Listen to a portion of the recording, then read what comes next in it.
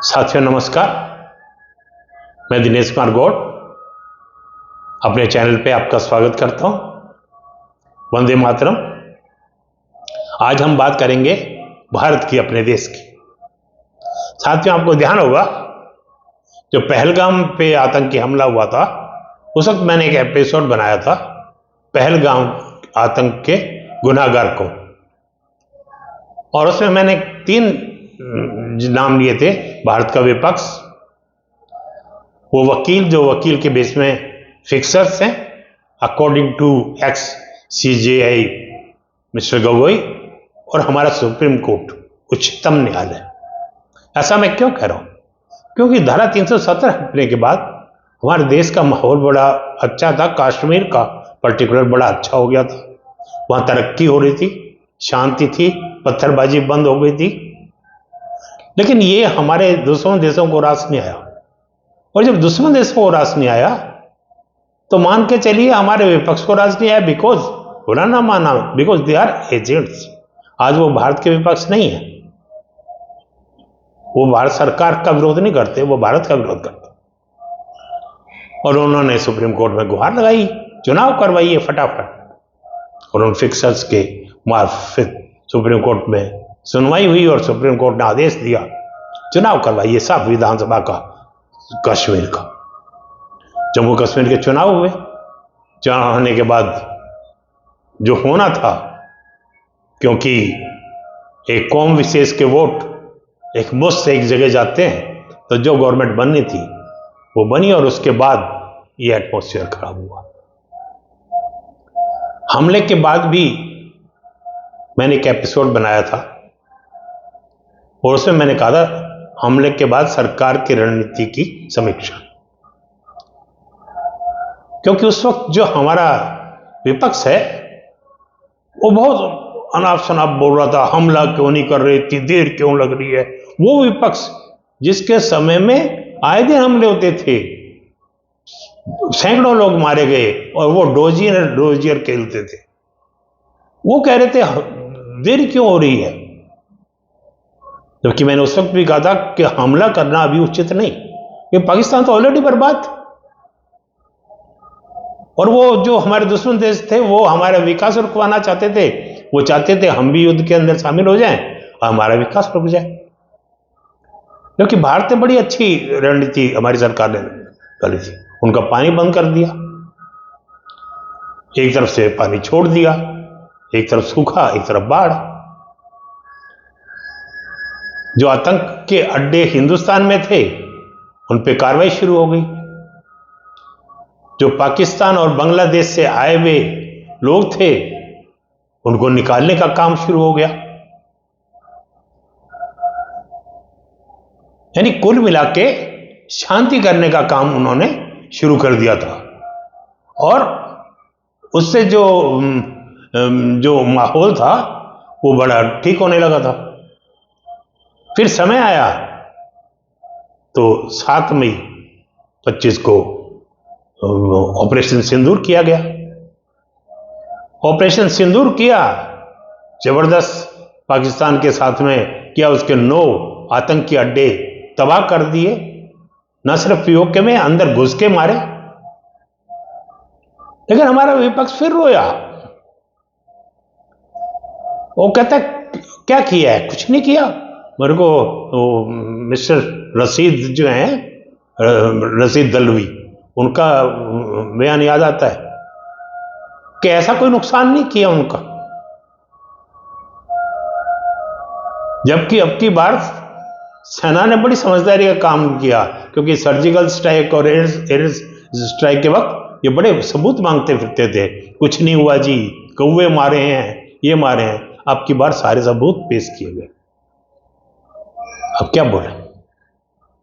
लेकिन POK क्यों नहीं लिया, इस पे हंगामा। POK दिया किसने? और मैंने कई अपने एपिसोड में कहा है अभी POK नहीं लेना चाहिए, क्योंकि भारत के अंदर, पर्टिकुलर कश्मीर के अंदर जो डेमोग्राफी है उसके हिसाब से जो माहौल है, अगर POK और ले लेंगे ना तो वो डेमोग्राफी इतनी बदलेगी कि वहां पे जो शांति हम करना चाहते हैं वो शांति नहीं बरकरार कर सकते, क्योंकि कुछ दिन के लिए वो बड़े राज्य होंगे, हाँ हम हिंदुस्तान में आ गए, लेकिन जो इनकी फितरत है ना, वो फितरत से बाज नहीं आएंगे। आपको ध्यान होगा कश्मीर में बाढ़ आई थी, इसी सेना के लोगों ने उनको बचाया था, माताओं को, बहनों को, और थोड़े दिनों बाद वही पत्थर लेके सेनाओं पे टूट पड़े थे। तो इन्होंने कहना शुरू कर दिया, पीओके क्यों नहीं लिया, पीओके क्यों नहीं लिया। और वो भाषा बोल रहे थे जो पाकिस्तान बोलना चाहते थे। हमारे कितने जो हवाई जहाज मार दिए दुश्मन ने, ये मतलब वो चीजें जो इनका कोई मतलब नहीं, जिस चीज से सिर्फ जो सेना ने पराक्रम दिखाया है उसकी वाहवाही उस सरकार को नहीं मिल जाए जिसने इच्छा शक्ति दिखाई है। सेना तो हमारी शुरू से मजबूत थी, हमारे जो सत्ता पे बैठे हुए लोग थे उनकी इच्छा शक्ति कमजोर थी, आपकी इच्छा शक्ति दिखाई थी, और वही इनको विपक्ष वालों को दुख रहा था। फिर वो एक पागल अमेरिका का जो प्रेसिडेंट है, मैंने समझौता कराया, और ये हमारा विपक्ष ट्रंप के डर से समझौता किया। मैं ये कहता हूं हमारे देश का पता है विपक्ष कैसा है, कि एक बाप कहना अपने बेटे को मैं तेरा बाप हूं, और पड़ोसी कहते कि नहीं मैं तेरा बाप हूं, तो वो अपने बाप की बात नहीं मानेंगे, उस पड़ोसी को अपना बाप मानेंगे। ये हमारे देश का विपक्ष वही है। ट्रंप ने कहा वो सही है, भारत की सेना, भारत की जो है रक्षा मंत्री, विदेश मंत्री, प्रधानमंत्री, ये सब बोल रहे, ये नहीं, वो ट्रंप बोल रहा है वो सही है। खैर उसका भी जवाब दिया। अब मानसून सत्र हुआ, मानसून सत्र में इन्होंने कहा कि भाई ऑपरेशन सिंदूर पे बात करेंगे। हाँ करिए, किसने मना किया, लेकिन ये ऑपरेशन सिंदूर पे नहीं बात कर रहे थे, हल्ला कर रहे। ये बहस करनी है, बहस करिए मुद्दों पे आधारित, पर इनके पास मुद्दे नहीं होते ना, इनको चिल्ला के माहौल खराब करना, देश के पैसा जो संसद पे खर्च हो रहा है उस पैसे को बर्बाद करना, और वही रटे रटाए क्वेश्चन, क्योंकि सोची समझी साजिश के तहत मानसून सत्र से 2 दिन पहले फिर ट्रंप के मुंह से बवासीर वाली आवाज निकलने लगती है, मैंने समझौता कराया, और ये कोई डम डम बजाने लग जाते हैं, साहब ट्रंप ने ये कह दिया, इतनी गिनती कर रहे, इतनी बार कह दिया। अरे तुम्हारे बाप कुछ कह रहा है, देश का प्रधानमंत्री कुछ कह रहा है, उसको सुनो, पर नहीं। और ये हंगामा करना चाहते थे, करते रहे, लेकिन ये बहस नहीं करना चाहते थे।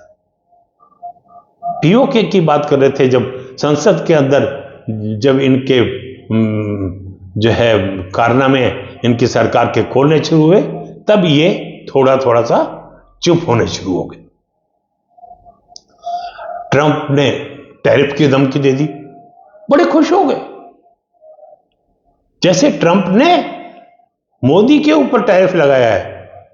ट्रंप ने टैरिफ लगाया देश पे, और क्यों लगाया, क्योंकि एक ऐसा नेता जो देश के किसानों के हित के खिलाफ, जो है देश के एग्रीकल्चर के खिलाफ, देश के दूध विक्रेताओं के खिलाफ, मछुआरों के खिलाफ, और हमारी सनातन संस्कृति के खिलाफ समझौता नहीं करना चाहता था। अमेरिका वाले वो दूध हमको पिलाना चाहते थे जो उनकी गाय मांस खा के बढ़ाती, और हम दूध अपने शंकर भगवान पे चढ़ाते। उस जो है नेता की तारीफ नहीं कर रहे थे। ट्रंप ने टैरिफ लगा दिया, ट्रंप ने टैरिफ लगा दिया। ये सरकार तुम्हारे जैसी सरकार नहीं है जो ढुलमुल करती रहे, गिड़गिड़ाती रहे। जब 9/11 हुआ था और मिलिट्री लड़ाई करना चाह रही थी, तो सिर्फ इस कारण से ओबामा साहब जो प्रेसिडेंट थे अमेरिका के, उन्होंने बताया था कि प्रधानमंत्री कहते हैं कि नहीं नहीं नहीं, उन पे अगर हमला कर देंगे तो हमारे यहाँ राजनीतिक जो है रूप से हमको एडवर्स इफेक्ट करेगा। तो ऐसी सोच, ऐसी सोच के ये लोग हैं। अब इन्होंने क्या कर रखा है, जब ये हारते हैं तो ईवीएम पे ठीकरा फोड़ते हैं, जब जीत जाए वहां इनकी ईवीएम ठीक हो जाती है। आप ये देखिए कि अभी जो इन्होंने एक जो शुरू किया है SIR, भाई देश में जो घुसपैठिए हैं उनके वोट काटने में आपको क्या दिक्कत है? चुनाव आयोग अपने जो भी मतदाता सूची है उसको साया करता है, आपके पास 1 महीना है, आप उसमें संशोधन करवा लीजिए। लेकिन नहीं, ये विदेशों के, दुश्मन देशों के एजेंट बने हुए हैं। ये चाहते हैं, जैसे पाकिस्तान में इमरान की सरकार गिरवाई थी वोट चोरी के नाम पे, बांग्लादेश के अंदर शेख हसीना की गिरवाई थी, वैसे ही मोदी की सरकार गिरवा रही। फर्क है, इमरान खान जब प्राइम मिनिस्टर थे उसकी लोकप्रियता खत्म हो चुकी थी, शेख हसीना की भी इतनी लोकप्रियता नहीं थी, लेकिन यहां मोदी है जिसके साथ जनता है, जनता की लोकप्रियता है। इस कारण से ये अभी तक इनका एजेंडा कामयाब नहीं हो रहा, लेकिन ये दुश्मन देशों के सह पे लगे हुए हैं कि किसी तरह से जो है देश को अराजकता देश के अंदर डाली जाए। और जहां तक ये विपक्ष है, कांग्रेस की अगुवाई में काम कर रहा है, और कांग्रेस का तो स्थापना ही देश को गुलाम बनाए रखने के लिए हुई थी। जब 1857 का स्वाधीनता संग्राम हुआ था तो अंग्रेजों को समझ में आ गया था अब यहां रहना आसान नहीं है, और धीरे धीरे जो क्रांतिकारी थे वो जनता में लोकप्रिय हो रहे थे। तो मिस्टर AK ह्यूम, जो कि उनके अंग्रेजों के खुफिया विभाग का चीफ था, उसने कांग्रेस की स्थापना की सिर्फ इसलिए देश की जनता को के आंदोलन को जो क्रांतिकारी चला रहे उसको डाइवर्ट किया जाए। और उसके लगातार जो अध्यक्ष बने या तो अंग्रेज या उनके चाटुकार, वो लोग उनके अध्यक्ष बने। उसके बाद फिर आगे नेहरू जी से जब पूरी तरह से संभाल नहीं पाए जैसे अंग्रेज चाहते थे, तो अंग्रेजों ने, मेरा मानना है, गांधी जी को बुलाया। गांधी जी से देश को स्वतंत्र करवाने आए थे, मैं तो नहीं मानता। गांधी जी को बुलाया टू हेल्प नेहरू, क्योंकि दोनों चरित्रहीन अंग्रेजों के पिट्ठू और मुस्लिम पृष्ठभूमि के लोग थे। आपको ध्यान होगा मैंने एपिसोड बनाया था, नेहरू जी एक्सीडेंटल हिंदू या हिंदू ही नहीं। और आपको मैं यहां पे ये भी बता दूं, प्रोफेसर KS नारायणाचार्य, उनकी पुस्तक में भी इस मामले में संकेत दिया है कि जो है ये नेहरू जी मुस्लिम थे। और उन्होंने ये भी कहा है गांधी जी की पृष्ठभूमि भी मुस्लिम थी। गांधी जी की जो मां थी, जो करमचंद जी की चौथी पत्नी थी, पुतली बाई, वो परिणामी संप्रदाय से संबंध रखती थी। और ये वो संप्रदाय है जो हिंदू के वेश के अंदर मुस्लिम इस्लामी संस्था है।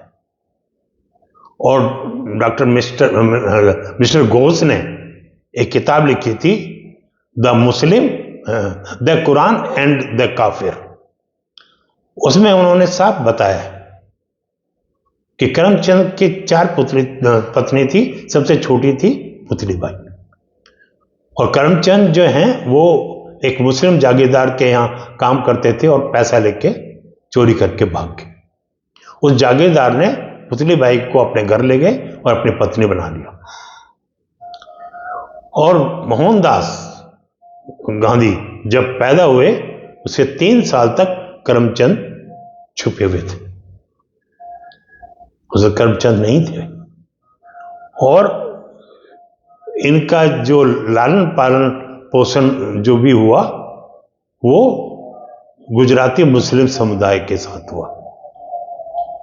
इनकी स्कूली शिक्षा से लेके इंग्लैंड के लॉ कॉलेज तक की पढ़ाई का सारा खर्चा उस मुस्लिम पिता ने निभाया, क्योंकि करमचंद के पास तो इतना पैसा था ही नहीं। यहां तक कि दक्षिण अफ्रीका के अंदर वकालत की प्रैक्टिस और वकालत करवाने वाले भी मुस्लिम समुदाय के लोग थे। और इंग्लैंड के अंदर जो एक संस्था है अंजुमन ए इस्लामिया, इस संस्था के अंदर भी गांधी जी भागीदार। ये लोग जो है अंग्रेजों के पिट्ठू थे, कभी इन पे हमला नहीं किया। वो कहते हैं ना कांग्रेस में 2 वो गुट थे, ये जो वामपंथी इतिहासकार लिखते हैं, एक चरमपंथ एक धर्मपंथ। नहीं, कांग्रेस में 2 गुट थे, एक राष्ट्रवादी और एक अंग्रेजों का एजेंट। ये अंग्रेजों के एजेंट। इसीलिए गांधी जी ने जीतने के बावजूद सुभाष चंद्र बोस को पलायन करने को मजबूर किया ताकि इसका नेहरू जी का रास्ता साफ हो सके। और उसके बाद प्रजातंत्र के नियम के अनुसार जब नेहरू को वोट नहीं मिले, उसके बावजूद उन्होंने पटेल की जगह नेहरू को प्राइम मिनिस्टर बनाने के लिए अपना जो है उसका वीटो पावर का इस्तेमाल किया, पटाने का काम किया गांधी जी को, पटेल जी को। वो पटेल जो ये मानते थे कि अगर देश का विभाजन धर्म के आधार पर हुआ है तो जनसंख्या का आदान प्रदान भी 100% होना चाहिए, क्योंकि हम जनसंख्या के हिसाब से पाकिस्तान को जमीन दे चुके थे, एसेट्स दे चुके थे। लेकिन ताजुब धर्म के आधार पर जिस देश का बंटवारा इन दोनों ने करवाया, इन्हीं लोगों ने आजादी मिलते ही अगले दिन का नहीं साथ रह सकते हैं। ये देश का बंटवारा मजबूरी नहीं, एक षड्यंत्र था बहुत बड़ा। जो काम बाबर और औरंगजेब नहीं कर सके वो काम इन दोनों आदमियों ने किया। मैं जो कहता हूं ना, देश के सबसे बड़े शत्रु 2 गांधी और नेहरू, वो इसलिए कहता हूं। इन्होंने भारत के 2 टुकड़े कर दिए, 2 जगह मुस्लिम जो है ना राष्ट्र बनवा दिए। और यहां तक इस एक तरफ जब कश्मीर पे कबालियों के बेस में पाकिस्तान ने हमला किया था तो गांधी जी और नेहरू ने षड्यंत्र रच के, गांधी जी एक दिन धरने पे बैठे और उसी वक्त नेहरू जी मान गए और 50 करोड़ रुपए जो है वो 500 करोड़ रुपए वो पाकिस्तान को दे दिए। और ये तो गोडसे ने जो है गांधी जी को हत्या कर दी, वरना तो ये गलियारा और देने वाले थे। सबको पता है, नेहरू से लेके उनके वंश के आज तक के सारे लोग जो है बाबर की कब्र पे जाके सजदे करते हैं और राम और कृष्ण को काल्पनिक बताते हैं। इन्होंने वो पाप किया उन मुसलमानों को जिन्होंने वोट दिया था पाकिस्तान बनने के लिए, उनको हिंदुस्तान में रखने का काम किया। यानी उनकी निष्ठा हिंदुस्तान के प्रति नहीं थी, उनकी निष्ठा पाकिस्तान के प्रति थी। उसको इन्होंने अपने हिंदुस्तान में रखने का एक बहुत बड़ा षड्यंत्र किया। खैर, आज के माहौल की बात करते हैं। आज जो इनकी जो षड्यंत्र है वो ये है कि देश में अराजकता फैलाई जाए, देश को जात के नाम पे, धर्म के नाम पे बांटा जाए। और ये जो विपक्ष कांग्रेस के अलावा जो है, सोचिए अगर पटेल प्राइम मिनिस्टर होते, जनसंख्या का आदान प्रदान 100% होता, तो हमारे सारे मंदिर का जीर्णोद्धार हो जाता, हमें कोर्ट में लड़ना नहीं पड़ता, हम सिर्फ राम मंदिर ही ले पाए अभी तक, वो सारा का सारा हमारा होता। देश के अंदर अराजकता नहीं होती, हमारे धार्मिक जुलूसों पे कोई हमला नहीं करता, जनसंख्या में वृद्धि नहीं होती इतनी, क्योंकि आप जानते हैं जनसंख्या वृद्धि ये लोग बहुत तेजी से वृद्धि करते हैं। घुसपैठ नहीं हो पाती, और जो घुसपैठ करते हैं उनको संरक्षण देने वाला कोई नहीं होता।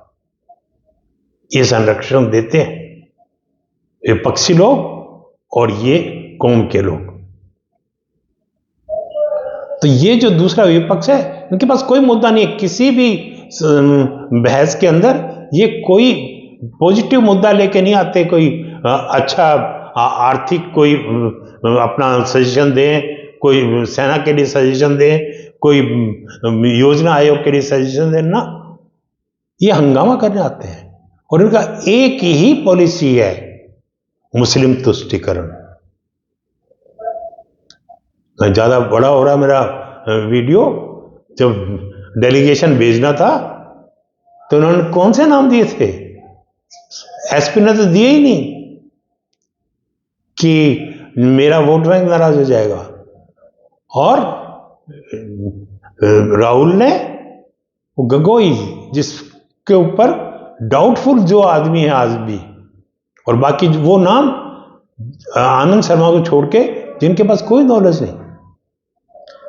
और जब सरकार ने शशि थरूर और तिवारी जैसे लोगों को भेजा तो हंगामा कर दिया। अरे इंदिरा गांधी ने भी तो वाजपेयी को भेजा था, लेकिन नहीं, क्योंकि इनकी मंशा अच्छी नहीं है।